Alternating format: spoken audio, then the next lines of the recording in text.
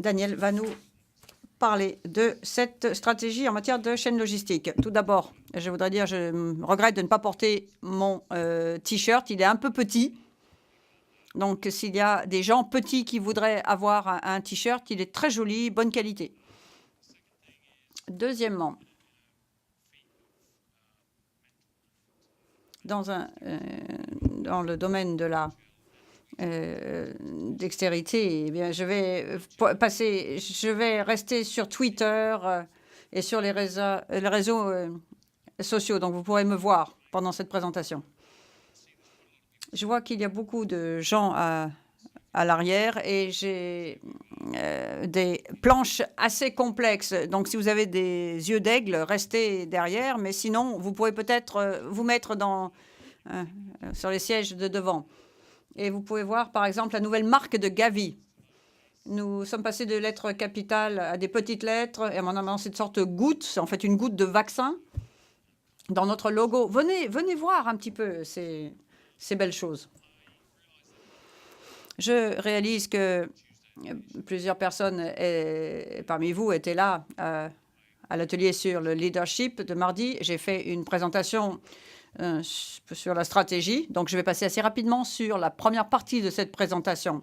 Et puis, je me concentrerai sur la question difficile qu'on m'a posée qu'on m'a posée mardi. Et on m'a dit, c'est très joli tout ça, mais comment est-ce que vous mettez en œuvre dans les pays? Et c'était une question très difficile. Donc, j'avais complètement évité cela à l'époque. Mais je vais essayer d'y répondre aujourd'hui. Donc, première chose, c'est de définir ce dont nous parlons. Donc, c'est une chaîne de logistique de vaccination, comme nous l'avons défini. Et il y a plusieurs mots que je voudrais présenter. On parle d'immunisation, c'est-à-dire pas seulement les vaccins, mais tout ce qui est nécessaire pour vacciner. Donc, tous les équipements nécessaires. C'est un système interconnecté. Il y a des flux. On utilise le mot chaîne. Si vous rompez un maillon de la chaîne ne sert plus à rien. Et si vous avez des mauvaises données qui sortent des entrepôts, eh bien, vous allez avoir des mauvaises informations et vous allez avoir une mauvaise distribution des médicaments au sein d'un pays et entre les pays. Et vous allez avoir des ruptures de stock et des gaspillages. Donc, ça implique un flux de marchandises qui est bien sûr ce qui est le plus évident, mais aussi de données et d'argent, parce que vous avez besoin d'argent pour payer pour le carburant, pour faire fonctionner les frigos. Vous avez besoin d'argent pour payer l'essence pour les camions, etc. Donc ça, c'est le défi que nous avons. Nous avons un moyen de mesurer comment les chaînes logistiques se débrouillent dans les pays Gavi. Ça a été réalisé dans les 73 pays Gavi et dans d'autres pays également. Et c'est réalisé tous les 3 ans.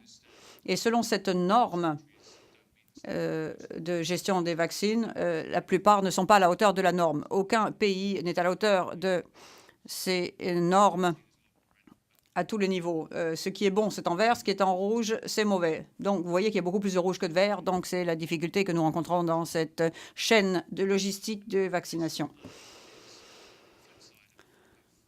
Ça, c'est le bon côté de cela et les nouvelles positives, donc. Gavi prévoit de déployer de nombreux nouveaux vaccins dans les années à venir.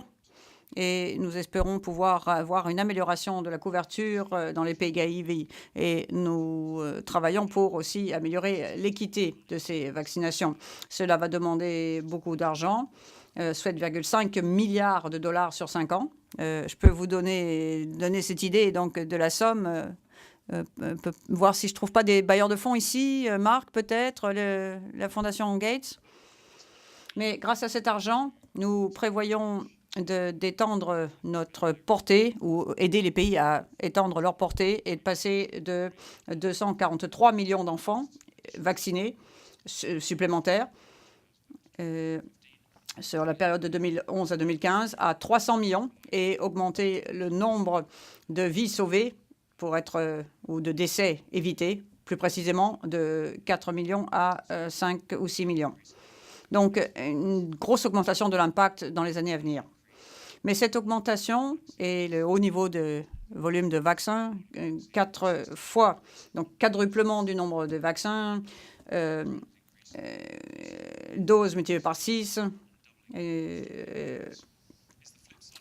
multiplié par 5 au niveau des coûts et multiplié par 2 au niveau des stocks. Donc, il y a vraiment un énorme impact. Donc, les chaînes logistiques des pays, selon la norme de gestion efficace des vaccins, ne sont pas encore en bon état et on risque d'aggraver encore la situation. Donc, l'Alliance reconnaît ces problèmes. Nous dépensons 1 milliard par an sur les vaccins, mais autrefois, au sein du secrétariat de Gavi, on ne s'occupait pas tellement de la chaîne logistique de la vaccination. Bien sûr, d'autres organisations y ont travaillé. L'OMS y a pensé depuis longtemps, l'UNICEF y pense depuis longtemps. Les pays y pensent tout le temps, c'est leur travail quotidien. Mais il n'y avait pas vraiment d'approche globale sur la logistique de vaccination. Et donc, il y a 18 mois, nous avons réuni les interlocuteurs, nous avons mis en place une task force et nous avons développé une stratégie. Et ce que vous voyez devant vous, eh bien, c'est cette stratégie qui a été approuvée par notre conseil en juin. Et cela est important parce que le conseil met en place tous les acteurs de la vaccination et c'est parce que c'est le conseil qui autorise les déboursements. Et cela a créé donc un élan derrière cette stratégie. Et je pense que c'est ce qui est important. Voici la maison que nous avons construite. Vous avez le toit, qui est notre mission, sauver les enfants grâce à la vaccination. Nous avons établi des objectifs. Et je pense qu'il correspond bien à ce qui a été présenté au niveau du travail interagence, maintenir l'efficacité des vaccins et assurer la disponibilité des bons vaccins et équipements et l'utilisation efficace des ressources. Et puis, nous avons divisé ces stratégies en piliers ou pierres angulaires. Massanda, je la vois pas. Ah oui, elle est là. Je t'avais dit de venir devant. Mais bon, toi, tu as déjà vu ces diapositives. Vous en avez peut-être probablement déjà réalisé quelques-unes. Donc, il y a le groupe sur les personnes et les pratiques. Et donc, il s'agit d'améliorer les ressources humaines, une meilleure reconnaissance des logisticiens de la vaccination. C'est essentiel à ce travail et tout à fait pertinent aux discussions que nous avons eues ces derniers jours. Il y a aussi d'autres questions. Et bien sûr, toutes ces questions sont liées. Donc, culture et équipement, équipement de la chaîne du froid, comment avoir de meilleurs équipements, la gestion des données, tout le monde en a parlé au cours des dernières journées, comment mieux avoir des meilleures données à utiliser par les gestionnaires de la chaîne logistique, et la distribution et le transport, c'est un domaine qui est assez négligé dans les chaînes logistiques de vaccination. Et au-dessus, en vert, vous avez la conception de systèmes et la présentation de Village Reach et d'ex Village Reach au Sénégal. Elles sont tout à fait pertinentes pour cela. Et si vous remodelez le système, eh bien, ça a des implications pour les emplois, pour les personnes. Ça améliore la donnée et ça améliore aussi l'équipement de chaîne du froid et la distribution et les transports. Donc, ça a un impact multiple. Voici les éléments fondamentaux que nous avons, sur lesquels nous avons décidé. Chaque pays doit avoir un gestionnaire de la chaîne logistique qui doit avoir les ressources et les autorités nécessaires pour gérer le système. Une personne ne peut pas le faire seule, on a besoin d'une équipe entière. Mais il semble logique de commencer en haut et de commencer par une définition du gestionnaire de la chaîne logistique et d'aider les pays à le faire. Et puis, dans nos discussions avec les pays, les gens nous ont dit, bon, on a un gestionnaire de la chaîne logistique, donc cette recommandation, elle ne nous concerne pas. Mais dès qu'on a commencé à discuter un peu plus avant, et bien sûr, la situation varie d'un pays à un autre. On ne peut pas satisfaire tous les pays tout le temps. C'est l'une des règles de Gavi. Cela s'applique de différentes façons à différents pays. Mais en faisant abstraction de la situation que l'on trouve dans tous les pays éligibles à Gavi, il y a la question de l'autorité et des ressources rendues disponibles pour les gestionnaires de chaînes logistiques. Souvent, ce sont des personnes qui n'ont pas tellement d'expérience, pas toujours, mais des fois. Des fois, ce sont des magasiniers plutôt que des gestionnaires de chaînes logistiques. Ils n'ont pas l'autorité pour vraiment s'occuper de l'ensemble de la chaîne logistique d'un pays. Deuxième point fondamental, il faut s'assurer qu'il y ait des plans de gestion de la chaîne logistique et d'amélioration de la chaîne logistique dans un pays. Et c'est important pour avoir les bailleurs de fonds derrière un tel plan. J'ai parlé avec le ministère de la Santé de Myanmar, qui est un monsieur très amusant, d'ailleurs, si vous l'avez rencontré. Et il y a beaucoup de bailleurs de fonds qui se tapent à la porte de Myanmar. C'est un pays focus en ce moment. Et il a dit que son travail, c'était un peu comme au début d'un film kung-fu, où vous avez tous les experts kung-fu qui arrivent. Et il y en a un qui se débrouille avec un arc, d'autres avec un bâton. Mais au début, ils sont tous les uns contre les autres. Et lui, son travail, c'était d'arriver à la fin du film où tous ces types-là se tournent contre les méchants, ensemble. Et bon, c'était une bonne métaphore. On a besoin de plus de films kung-fu. En gros, c'était le message à faire passer ici.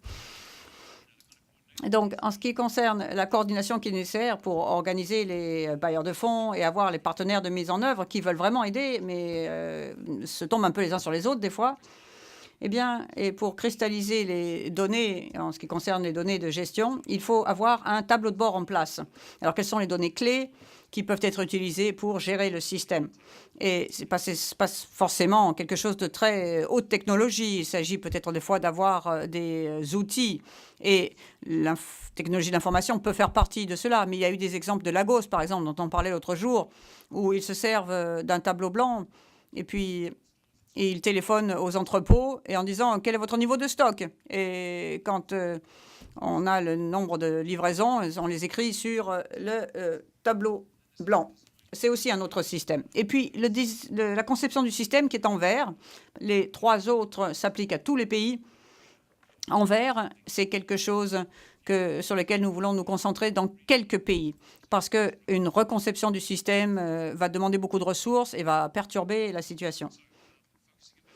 Pour se concentrer sur les gestionnaires de la chaîne de santé, parce que c'est ce qui est le plus intéressant dans ce contexte, que pouvons-nous faire au niveau global pour aider ou contribuer à résoudre les défis auxquels sont confrontés les gens dans ce domaine? Améliorer l'accès à la formation pour les logisticiens. Et il y avait un panel qui a parlé des formations existantes et nous voulons améliorer la fourniture de ces formations. Nous voulons aider également aux descriptions d'emploi et aux guides pour l'embauche de gestionnaires de chaînes logistiques. Andrew a participé à tout cela notamment. On veut développer des meilleures pratiques pour les processus managériaux et la prise de décision, l'assistance technique pour développer les capacités managériales et puis fournir également une formation continue. Donc, tous ces aspects, une certaine concentration au niveau global, mais en pratique, ceci va être traduit au niveau national. Et on a beaucoup parlé déjà du sujet de cette planche, c'est les convergences des chaînes logistiques et le secteur privé et le secteur public. Simplement dire que ce sont des questions qui sont importantes pour la vaccination. Et nous reconnaissons que nous avons été très verticales dans le travail de vaccination et nous reconnaissons qu'il y a des possibilités d'améliorer le travail et de travailler avec d'autres chaînes logistiques de santé. Donc, notre approche de la mise en œuvre, eh bien, c'est de commencer petit et en 2014, de commencer par des petites améliorations, démarrer un processus en 2015 et puis passer à échelle en 2016. Comme je l'ai dit, je pense que notre travail consiste à créer un environnement qui puisse épauler tout cela au niveau global. On ne peut pas faire le travail au niveau global. On peut travailler avec des fabricants d'équipements et de médicaments pour améliorer peut-être à avoir de meilleurs camions frigorifiques ou de réduire les prix des médicaments. On peut avoir de meilleurs conseils grâce à l'OMS. On peut bien sûr améliorer la qualité des systèmes techniques. On peut amener les acteurs dans l'environnement. Nous pouvons s'assurer d'avoir une expertise des secteurs privés à disposition des pays. Mais le vrai travail, il va avoir lieu dans les pays.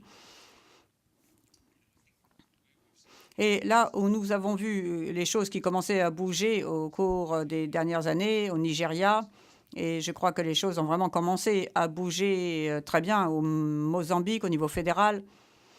L'une des caractéristiques communes, c'est que vous avez un groupe de personnes dans le pays qui se sont vraiment concentrées sur les questions de la chaîne logistique, un groupe actif, engagé. Donc, vous pouvez avoir les interagences. l'ICC, comité de coordination interagences, mais c'est un petit groupe au-dessous de ça qui va se concentrer sur les questions de chaîne logistique. Et je crois que ce qui est la première étape pour tous les pays, c'est d'avoir cette capacité en place pour coordonner. Ça n'a pas besoin d'être un très grand groupe, un petit groupe de personnes qui sont intéressées et qui veulent étudier les changements dont nous avons parlé au niveau mondial et les traduire au niveau du contexte du pays. Et c'est du travail qui est déjà en cours. La stratégie, on n'en est pas à l'année zéro. Et la stratégie est en train de s'établir grâce à ce qui s'est fait ces dernières années au sein d'UNICEF, OMS et chez d'autres partenaires encore. Mais je crois que ce que peut faire la stratégie, c'est relever tout cela et fournir des ressources et davantage d'intérêt. Je m'en arrête là. Merci.